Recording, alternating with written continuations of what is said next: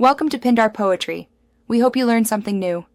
In this video, I will explain how to change your Honda Odyssey brake light. First, gather your essential tools, including a Phillips head screwdriver and the correct replacement bulb for your specific model.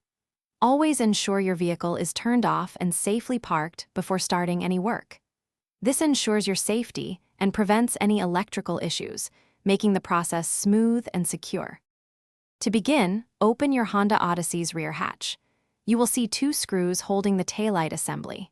Use your Phillips head screwdriver to carefully remove both of these screws. Once the screws are out, firmly but gently pull the entire taillight assembly straight back, away from the vehicle, to release it from its alignment pins. With the taillight assembly removed, locate the brake light bulb socket. This is typically the top socket. Twist the socket 1/4 turn counterclockwise to unlock it, then pull it straight out. The old bulb can now be pulled straight out of the socket.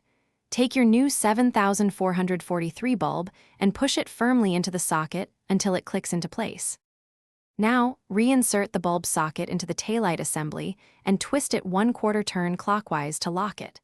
Carefully align the taillight assembly with its mounting holes and guide pins, then push it firmly back into the vehicle body until it sits flush. Reinstall the two Phillips head screws to secure the assembly. Finally, test your new brake light to confirm it is working correctly. Thanks for watching. Consider subscribing if we helped you.